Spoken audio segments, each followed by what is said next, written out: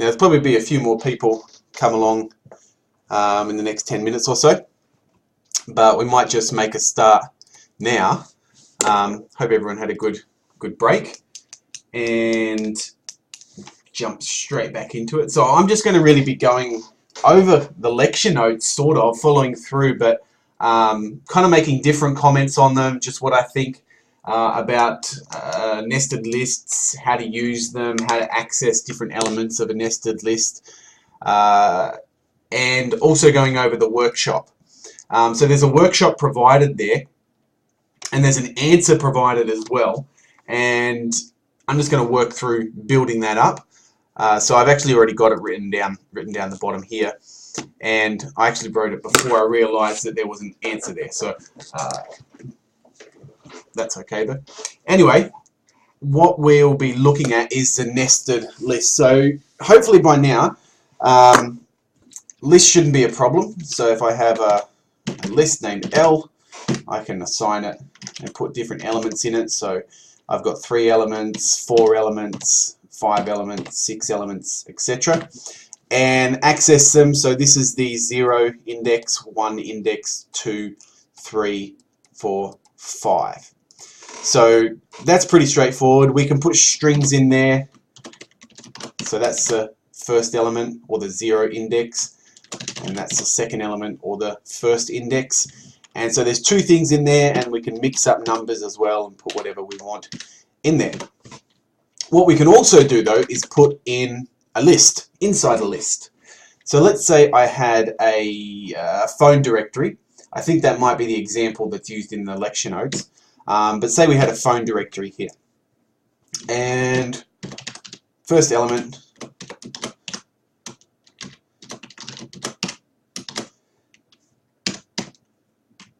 and usually you'd probably put in a phone number as a string rather than a text. Sorry, as a string rather than a number, because you're not going to be performing calculations on a phone number. You're not going to be adding 1 to a phone number or anything like that. And sometimes if you put it in as an integer, it's going to cut off those first zeros that are there. So we'll put that in like that. But you can see here that I've got a list within a list. So if I do something like this, print now, and I print out L for list, it's going to print out the list, and you can see that there's a kind of a list within a list. If I do print now L0, see, it kind of gives me the same output down the bottom, except it's only showing that first index. Now to illustrate this, I'll put in a second list inside this list.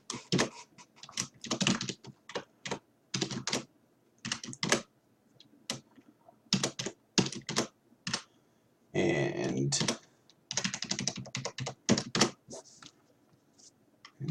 in that there. So now if I print out the list, the whole list, you'll see it shows both of those elements inside there. But if I print out element 0 of the list, it only shows that first one. It doesn't show Luke, because that's not the 0 index. The 0 index of the main list is the first list that's within it. So if I print out the second one, it's going to print out James Doe and his number. Now how could I access just the surname? What I can do is I can actually access the index of this index. So if I want to access just a surname, I would put, and I might just make this font bigger actually. That might be a bit big. That should be a bit better. So if I want to access just the surname, so this is the 0 index, this is 1. I should be able to do that now. So by doing this, this is the list, element 1, which is this one up here, and then index 1 of that, which is this one here. So if I just change it, this to 0, so we're pointing back to the first list within the major list, then that's pointing to 0, and then 1 should print out Smith, and it does there. So this is an effectively a 2D array.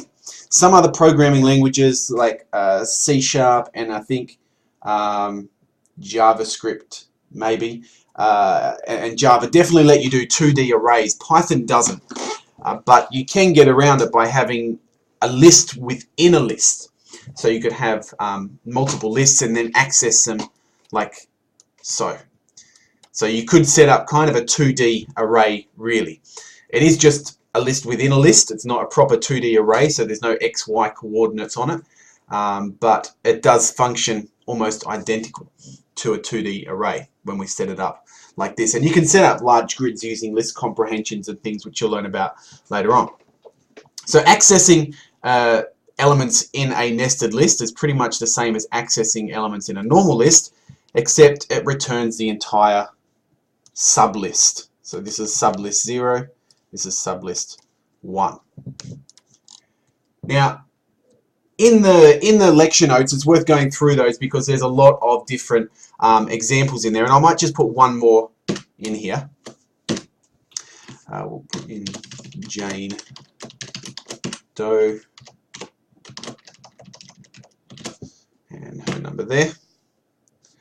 So I'll print this out here. I'll just print out the entire list so you can see. So that prints out the entire list in there. Now what we can do is we can iterate through this. So for person in L, print now person, and that's just going to print one after the other. And we can also, if you remember from last not term, but kind of before the break, we were doing nested for statements. So we can say for field in person. Maybe we could call this record and just pretend that we've read it from a database. So for field in person, print now field. So it's going to print Luke Smith 0, 1, 2, 3, 4, 5, 6, 7, and then James Doe 1, 2, 3, 4, 5, 6, 7, 8, like that, down there. So what this is essentially saying here is for record in L. So it takes that first record, and then for each field, that should definitely say record, not person, for field in record. And so record in L, the first record is this one here. Then the first field in that is Luke, and it prints it out. The second field is Smith, and it prints it out. The third field is the number, and it prints it out. And then it goes back up to here because it's finished this iteration in here. It goes back up to here, and it looks at the next record. And then for each field in that record, and these are just variable names. I could call it for X in Y, for Y in L, but it's a bit easier to follow if we give them meaningful variable names. So for field in record, it prints now James, then prints Doe, then prints the number, and then we go to the third record, and then we're done of that iteration, and it quits out. So you can do pretty much anything you could with the previous list, you could do with this list as well. In the lecture notes, there's a really good example on transactions, which I'll just take a bit of time to type this one up. So it's got a nested list, which looks like this. And you can go over multiple lines when you're typing this up if you prefer to. Python will just ignore any line breaks most of the time when you're typing this up. So if I do 23, 45, and 9, and then a comma, and put it on a new line, 12, 100, comma, 12, 3, 4, 5, 5, 7, 9, 8, and lastly 9, 4, 5, 6, 3, 4, 3, 4, and we have to end this loop, end this list. So there's the opening and closing. No, the lists don't need to be at the same length. You could have an empty list in here, so I could put in an empty list there. They don't need to be of the same length. However, it can cause problems, and I'll just demonstrate. Say well, I'll do it later with the sports one. If I just remove a value from it and we try to refer to that value, it can throw an error. So say, for example, with the phone one, if you had maybe something like this. So you had Luke Smith, put in a middle initial, and then we'll put in just a phone number as well, and that should be like that there. And then the second person, we had James Doe, and that should be in a list. And his middle initial is J, and he's got another middle initial T, and then he's got the phone number here. Now, if we do some kind of looping over this, and we take the first one, and we access 0, 1, 2, 3, we want the number, and we think that's always going to be in 3. Well, in this one, 3 is just the letter T. And this one, the phone number is 4. And so if we go, okay, well, the phone number is going to be in the 4th index. But then in this one, it doesn't have a 4th index. So while we can make a nested list like that, it can cause problems if you're expecting the data in every single list to be the same. But we'll go through this one here, and we'll come back and look at that one later on. I'll cause a few errors. Total sum equals 0. I might just make this area here a bit smaller. Total sum equals 0 for daily transactions. I'll just call it dailies. For dailies in transactions. So this transactions looks like it's 4 days worth of transactions in some kind of account.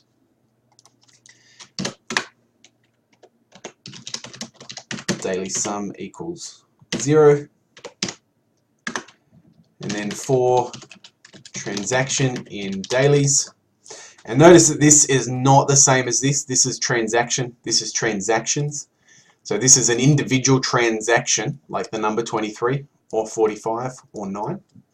So just before we move on here, I'll just show you what is going to happen. Print now dailies. Let's get out of here. Load program. So you see there's the first one. There's the second one. There's the third one. And there is the fourth one down there. So that's what's happening when we go for dailies. It just iterates through that, and I told it to print it out, but I don't want it to actually print it out yet. Then we're going to look at each transaction in that particular day. So we've got that nested for. We're going to go daily sum plus equals transaction. So over the course of one of these daily things, it's going to add it up. And I'll just print out print daily sum. So if I run this here, oops, for transaction, I spelled it wrong. Here we go. Print now. Okay, so if I do the maths, that should add up to 77. That does it up to 112. Adds up to 431, and that should be 533. So it's printed those out. So the first one, it looks at the first dailies, which is the first list in the transactions list. And we set daily sum back to 0, so that's always being reset every time we look at a new sublist. And then for each transaction in that sublist, we increase the daily sum by the amount in that transaction. So in practice, it goes, okay, let's take this first one. Daily sum is equal to 0 for transaction in dailies. The first transaction is 23, so daily sum is equal to 23. The second transaction is 45, so daily sum is equal to 23 plus 45, which is 68, I think. And then the last transaction is 9, so daily sum is equal to 68 plus 9, which is 77. And then in this case, I've told it to print that out, and then it goes back to here, the second dailies, or the second entry in the array, and resets that daily sum to 0. But I don't want to stop there, because what I want to do is just do it like it is in the tutorial. The daily sum is plus str daily sum.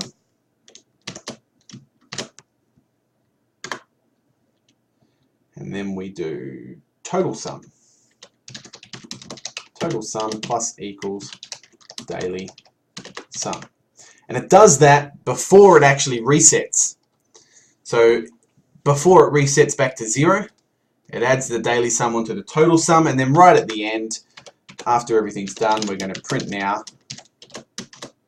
Let's put in a new line. The total sum or income was str total sum. So we've got down here the outcome. The daily sum's 77, the daily sum's 112, 431, 533, and then the total income was 1153. So this is kind of a running total, and this is a daily running total over each of those sub lists, but then it gets reset. So there's a little bit of for loop stuff here. Once it exits the loop, because this isn't a function, so once it exits the loop, so once it's gone through all the dailies, in this case this is a daily, this is a daily, once it's gone through all of those, it's added them all up, total sum will be equal to the outcome, or whatever the sum of all the things is, and then it just prints it out. So it does this inner loop. Well, the inner loop will vary, because the first time it comes in, dailies has 3 indexes in it, or 3 elements. The second time it only has 2 elements, so that inner loop's only going to happen 2 times. The third time it's got 5 elements, so it's going to occur 5 times, and then the last time it's got 4 elements. But this outside loop will occur 4 times. 1, 2, 3, and 4. And each time it finishes one of those, it takes that daily sum and adds it onto total sum here. And then once it finishes all 4 of those daily transactions, it goes through that whole iteration. Total sum is never reset, so we can just print it out and say the total income was str total sum. And we've got to convert it to a string, because otherwise it will be an integer. It's worthwhile taking a look at the lecture notes for that one, and I think Eva might have gone over them, because it looks like there's about 7, 8, 9, 10. So 4 lecture notes on those there, and then it moves on to some phone book examples, which I'm going to skip the phone book examples, because it might be a good idea to take a look at those yourself, work through some of those, and I want to have a look at the actual workshop task. There's really good notes there on accessing those individual indexes, and so we don't. No. There's nothing to do with global or local or anything like that in here. I've just written all this inside the main body of the program. So everything's local to one another. I can access anything from anywhere at the moment, because this is all, there's no functions here. I'm not returning anything. However, I am going to get into some functions. I might just comment this stuff out. Cool. Alright, so down the bottom here, I'll just make my font a little bit smaller.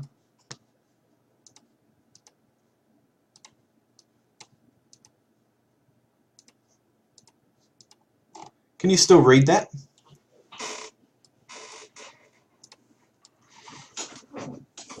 It should be a bit better anyway, because I'm only sharing that one screen.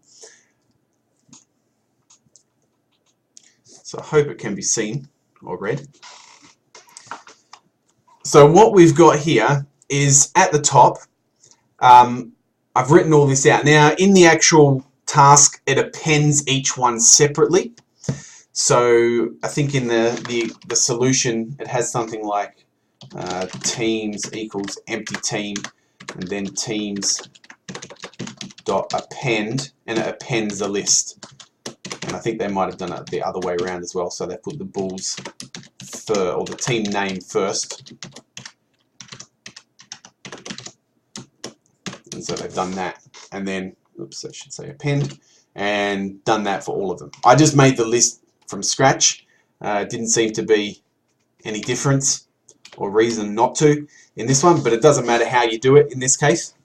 Of course, if you have a whole lot of things, you would probably want to read them from a file or have them made some other way, some kind of input form, rather than typing them out like this here. But just for testing, it's fine. And down here I've got a function. So I do have a function in here, and I'm just going to let me know if anything crazy happens here, because I'm just going to make my window a little bit bigger, only by a tiny bit, because otherwise I'll lose the recording because I've only decided to record this area. And we've got all our rugby teams at the top, and then we've got a function called add game. And in here I've just declared some kind of very vague variables that it's going to accept. So this function add game is going to accept 3 variables or 3 arguments. One is going to be called t, one is p, and one is rt. Now t is the team to update. P equals points, and RT is the list.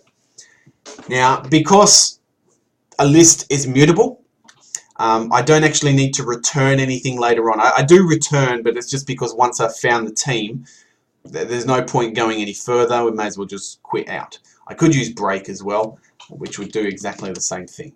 It just means that if it's like if I'm searching for the Bulls and I find it in the very first search, well, there's no point searching the rest of it, so we may as well just quit out of the function.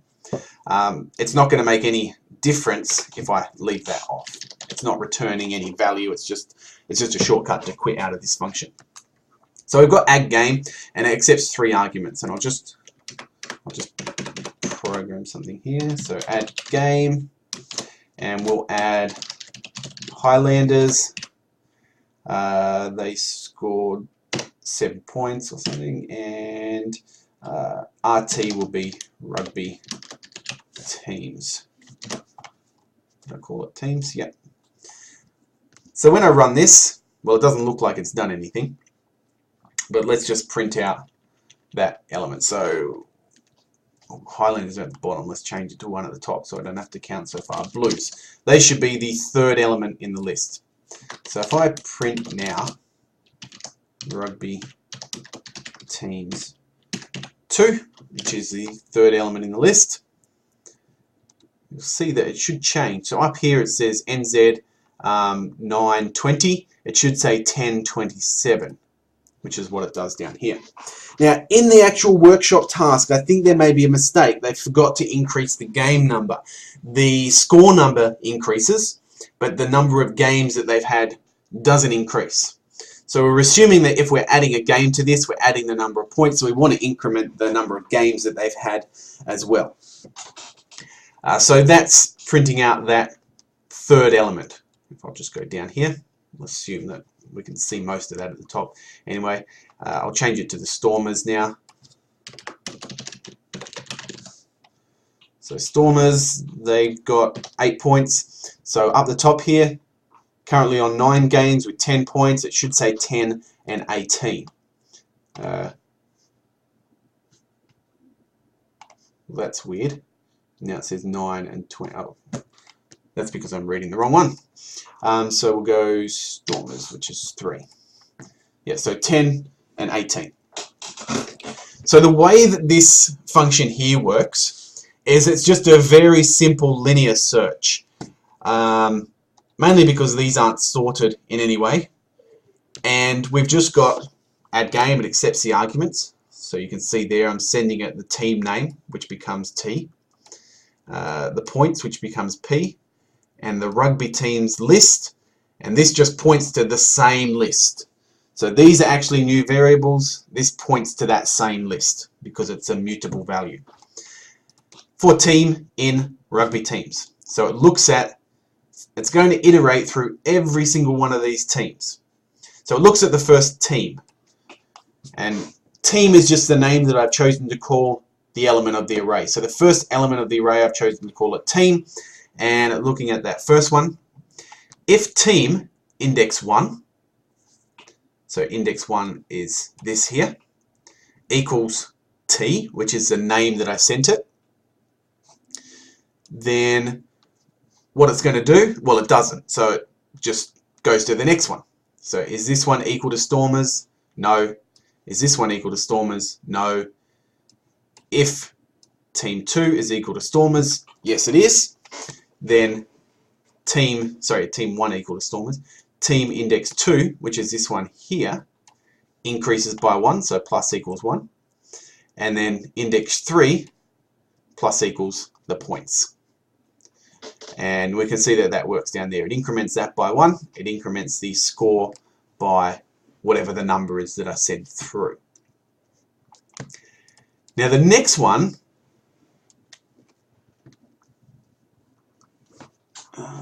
when doing the final print now line, could there be a way to reference the team by its string name as opposed to having to hunt through and find the list index?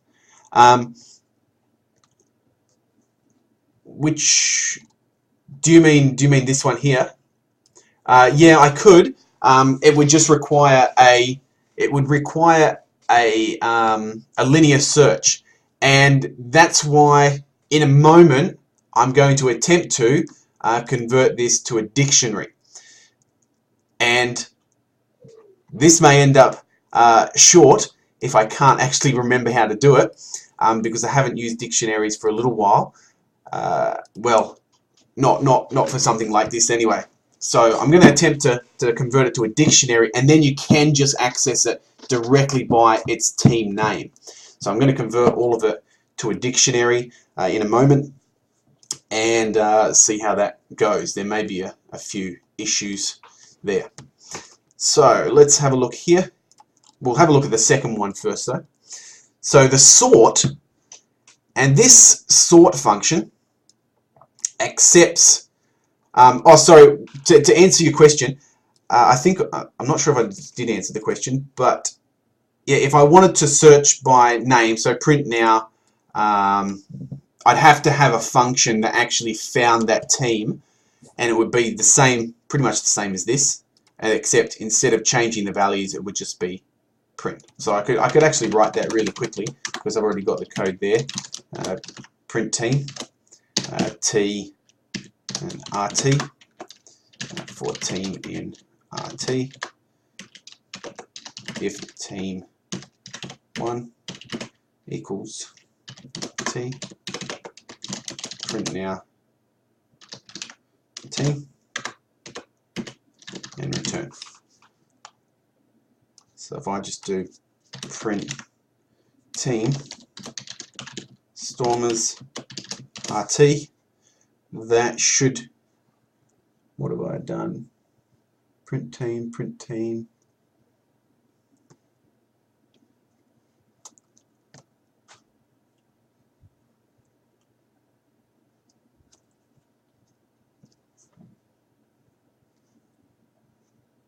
Oh, no, my mistake. There it is.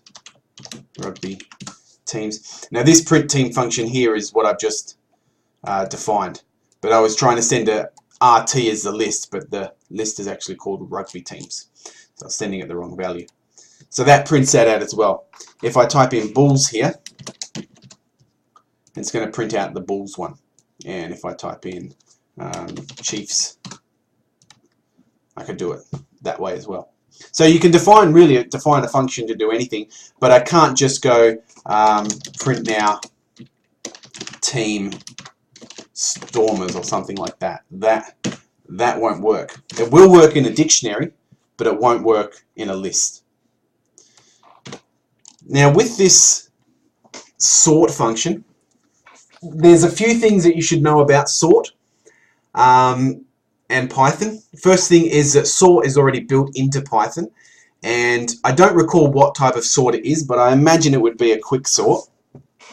The type of sort would be called quicksort, and it's quite a complex algorithm, but it tends to be very fast in most cases. And this function sort accepts the list and a team. Now what it's going to do is it's going to pull that team out and put it in a temporary list and then sort that list. So what I've done is I've created an empty list called temp list. For each team in RT, if team 0 equals T, and this should actually maybe be C because it's country. So for each for team in RT, if team 0 equals C, so team 0 or element 0 is this one. So for each one, it's going to check that, and if it's equal to the country, then temp list.append, we're going to append the score first, and then the team name. So the score is the third element, the team name is the first element, and that's 0 and 2 and so on. So we're just going to append those two things in that order as a new list. And you can see I've put it as a sub list here. So that's a list, and then we've got those elements inside there that are being put into that list. And that's going into an empty list. So we've got a list within a list still. Then we're going to sort the list, and it will sort it based on the first element of every list within it. So if I was to sort this list here, it's going to sort it by country, and all these AUs will come first, and then the NZs, and then the SAs, and then I think it will sort it by the second element after that. But what we're going to do is if we put the score first, it's going to score it by sort it by the score. So temp list.sort. Then we want it from highest to lowest, so we just use the reverse function, which is a list method, and we can use that on the list. And then for each item in the list, just print out item 0 plus a space plus item 1. So we just print those out. So if I do that, just hash that out. So we see these are the New Zealand teams. And if I type in AUS, that prints out the AUS teams. And if I type in SA, it prints out the SA teams. And it does work. It goes from highest to lowest, 31, 20, 14, 10, 30, 27, 24, 16, 16. The code for this, all of the code for this is pretty much in the workshop solutions, and I think you should be able to see that. I won't be able to bring it across on my screen just because I'm only sharing one window here, but in there is some sample programs there, and I might just have a look at the dictionary program that they've given me here.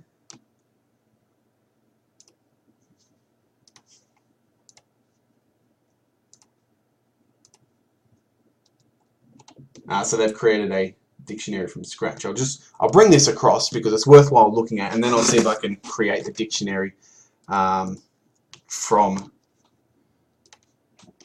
the array. Okay, so dictionaries. Did Eva get up to looking at dictionaries in the lecture notes, in the lectures? Because I won't go on to them if we're not quite ready, or I'll just go over some absolute basics. No, okay. So I won't go over that at the moment, but I will start and just explain what dictionaries are, rather than go over that task, because we can save that for Thursday, and we'll just have a look at some dictionary things. It's worthwhile, like I said, going over those lecture notes, making sure that you understand how those different programs work. The nested lists especially are going to be really, really important, especially for the second semester if you're continuing on with that, because you'll do a whole lot of stuff to do with mazes and maze solving algorithms, and you'll be using a 2D, well, at least that's what we did last year. I don't think they will have changed much of that, and using that to access individual elements in an array that's kind of representing a 2D grid or a maze, and it's really cool stuff. But it can get quite complex, so you do need to make sure that you're understanding those nested lists. A dictionary, on the other hand, unlike a list, you can access things by a key value, or a key, and every key is associated, has an associated value. Now that value could be a list of items or it could be an individual thing. So say for example, I create a awfully named dictionary called Pets and Owners. And an empty list has the square braces, sorry, the square brackets, but a dictionary has the braces, the curly braces. So there's the square brackets, which are kind of above or next to your enter key, and if you hold shift and push those, you get the little curly braces there. And that defines an empty dictionary. Now to actually assign a key to this, it's very easy. I'm just going to call this PAO, Pets and Owners, because I'll be typing it out a whole lot. PAO, we're going to define an index, so sorry, a key. So in a key loop, and it looks a little bit like an array. We've got, or an array index, except usually you have a string within it. And we're going to type in the name of my pet. So I'm just going to have a pet called Jenny. That's my first dog's name. And then we'll have James, and he's got a dog called Boxer.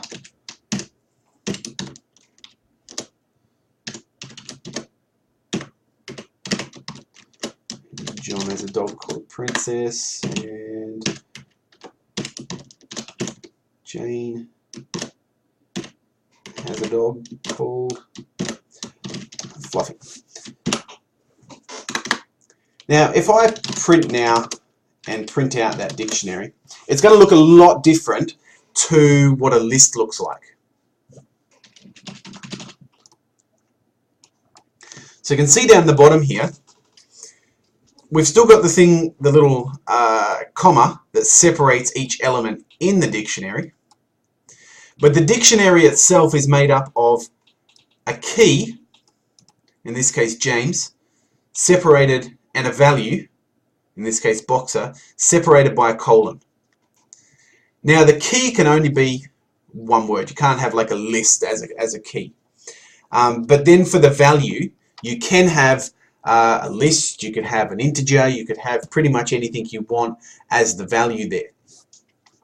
Now if I type out print now James, with James as my index, it's going to print Boxer, because that is the value associated with the James key. And you will also notice down here that these are not in the order that I added them. So James has come first, Jane has come second, John has come third, and Luke has come last. And that's not even reverse order. It's not any particular order. Yeah, the value. Yeah, it could be. So I could do PAO Boxer equals, maybe a guy named Boxer has a dog name, maybe a dog named Lulu. And what you wouldn't do is you wouldn't kind of do a reverse search on this. So you wouldn't put Boxer has an owner named James.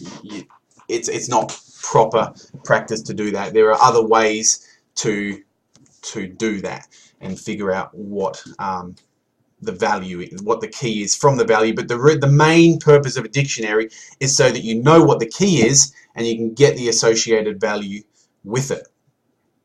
So it could be useful for something like a reverse phone lookup. If you know the phone, you can get the address of a person, or you could get the what do you call it, the name of a person, if you have the phone number. So there's a lot of uses for dictionaries. Later on, just off the top of my head, I just had a total blank. I can't really think about what are some of the uses for dictionaries now, but there are quite a lot. Now the way that it sorts these and keeps these is through a technique called hashing. I'm not sure if you will have gone over. Hold on a sec. I'm not sure if you will have gone over hashing, but it's kind of it's a way that Python will look at the letters here, look at the characters, look at how it's made up, and then kind of break it down into a number or some kind of hex value or some kind of code that it can access really quick. So instead of ever having to search for it, it just turns it into that code and looks directly at that spot. So generally hashing is really fast. So if you had, and it's how databases tend to work. So searches in databases would use some kind of hashing rather than a linear search, especially if you're searching for through a million entries or a billion entries or something like that. You would have to have some kind of hash key to cut down on the search time to make it really quick. If you had a list of questions for a guessing game, would you use a dictionary? Probably not. You'd probably use a tree, which is another data type that you'll look at later, probably next semester, or even we're still looking at trees now in the second year. And just like a simple binary tree with two leaves coming off it. So you've got a node, which might have a question in it, and then a yes leaf and a no leaf, and so it goes to different questions. So you can also make it learn from that as well, so you can add more leaves on and so on. But no, you probably wouldn't use a dictionary for a guessing game. But let's go through and just have a quick look at what else we can do with the dictionary, because there are some cool things that we can do with it. So, oops, I'll just bring those back up. Don't know why I deleted that. If I print now PAO.keys, I can get all the keys from the dictionary, and it returns it as a list. So then I can sort that list and iterate over it. So I can go PAO, or I could do this for item in PAO.keys.sort, because that's going to sort the list that's returned. Print now PAO item, and now it'll print my list out. Or it won't do it in that. Let's see, iteration over non-sequence. What does that mean?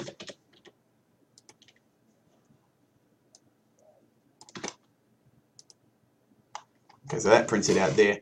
Where would it be? It might be sort.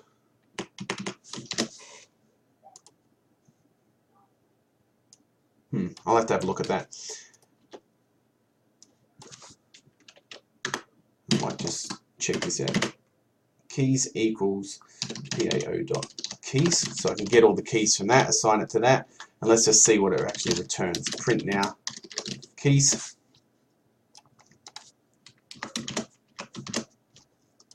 Like I said, I haven't used dictionaries for a little while. Okay, so that does return a list.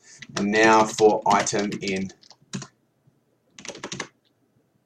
we'll just do keys.sort. Keys.sort. For item in keys, print now PAO.item.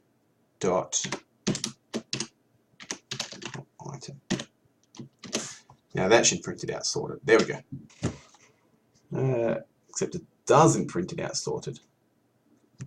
Why not?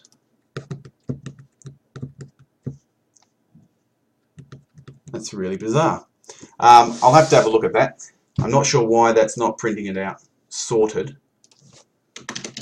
Print now keys. Oh, hold on, here we go. Keys.sort, there we go. That just returns a new one, so it wasn't actually changing it because it's for item in keys.sort. No, okay. I'm not sure why it's not working. Keys equals keys.sort for item in keys. No, it's not going to happen tonight. A dictionary is mutable. A dictionary can change.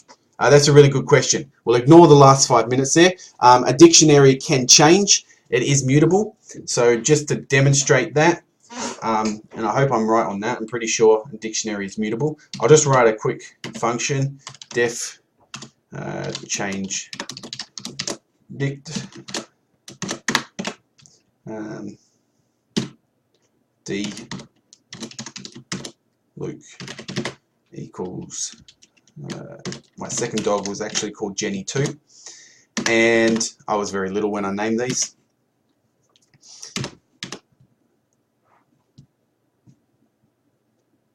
Oh yeah, the keys, yeah, once the key is in there, no, you won't be able to change that. The values are, yes. So it's like an index, really. You can't, zero index is always going to be 0 unless you put something else in it, but then it's still the 0 index. So the Luke value is always going to be the Luke value. I can the Luke key, but I can change the value of it. I can delete the key entirely, and then anytime the Luke key comes up, it's still going to be the Luke key. So what I'm changing is the value. And then, so let's check and see that this works. Change dict PAO, print now PAO. So I'm not returning anything, I'm just changing the actual value here. So I've written a function change dict. Yeah. It accepts a dictionary in this case. I'm sending it the PAO dictionary, which it uses D here to point to it, and then D, the Luke key, is now equal to Jenny2, and then I come back here and I'm printing it, and you can see the Luke key has changed to Jenny2. So it is mutable. You can just send it around, you don't need to return values if you're working with those. Yeah. How do you access those? So if I want to have multiple values for that, I'm going to need to put them in a list. So I'd have to have Jenny2. And now I'm going to get, let's just get rid of this here. So now the value for this key is a list containing those there. Now, one thing that's really useful is something called default dict from collections, but I'm actually not sure if it's even in here. So let me just check.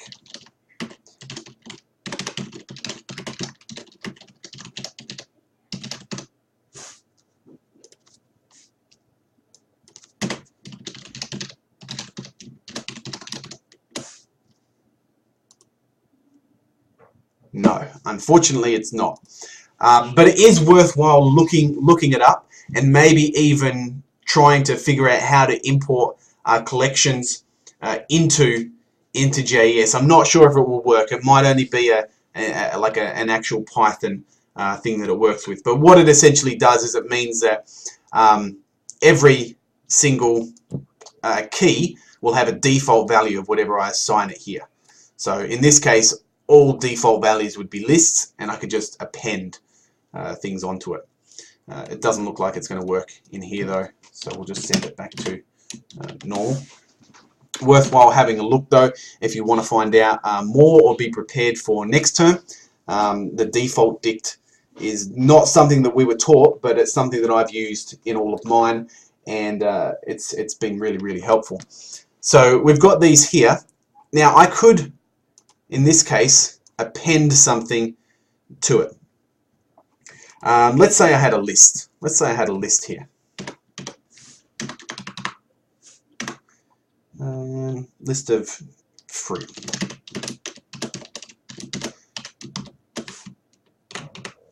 So I'm just going to make a list and then we'll build a dictionary out of it. Banana, pear, orange, and value equals 1.99, 2.39, pears are 3.99, and oranges are 5.99. Okay, so there's some cheap apples. But what I'm going to do now is market equals an empty dictionary. for item in fruit. Actually, we'll do it a different way. I equals 0.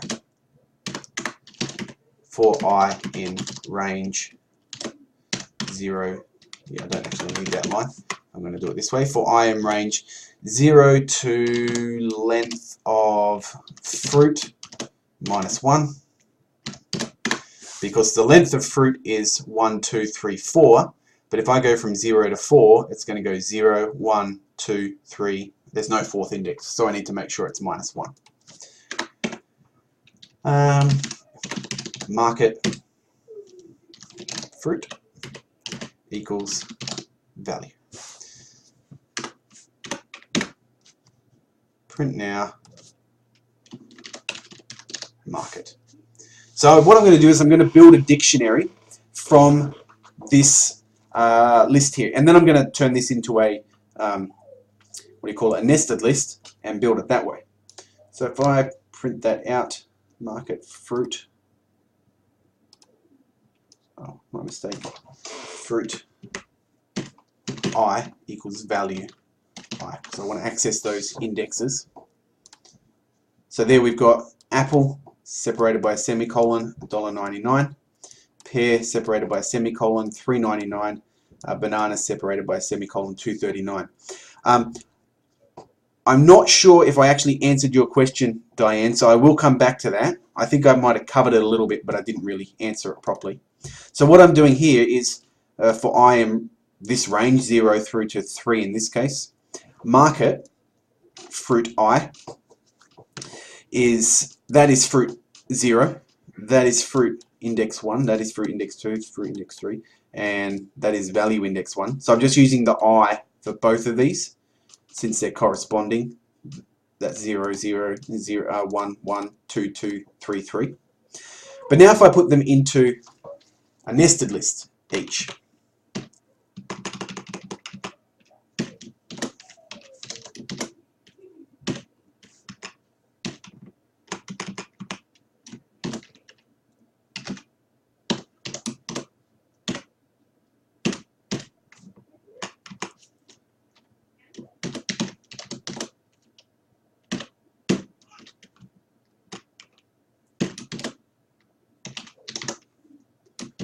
so now I've got a nested list. So list index 1, 0, 1, 2, 3, and so on.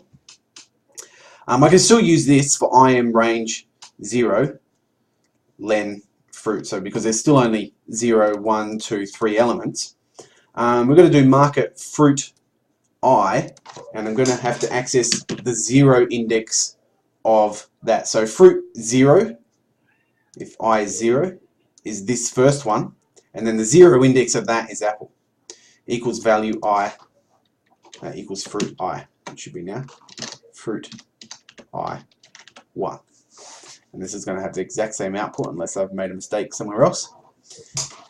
So I can build up my dictionary from that way.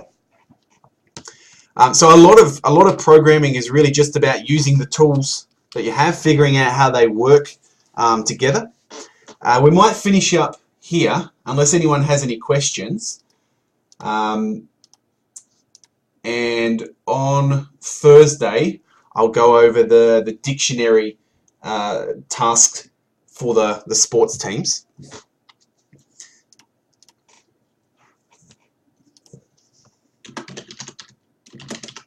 Say if I just went print now market, I want to know how much is an apple.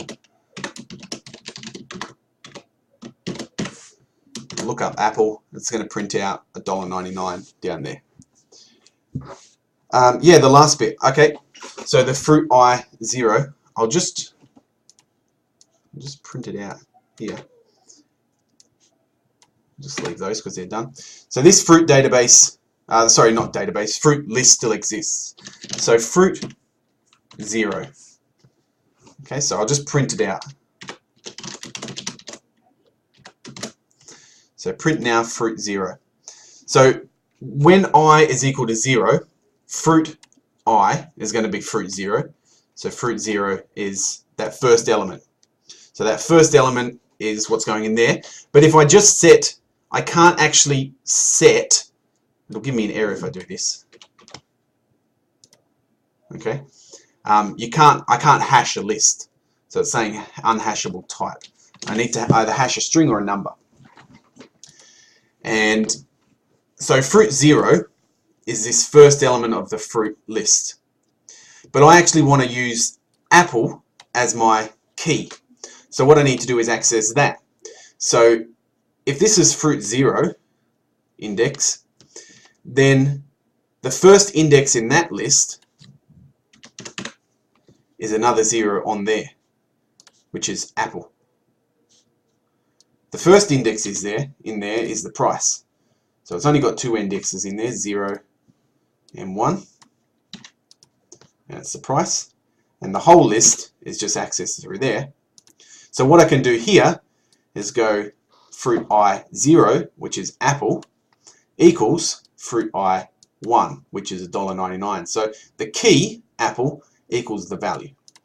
So that's what I'm doing with that there. And then it does it for the second one. So the banana equals $2.39, pear equals $3.99.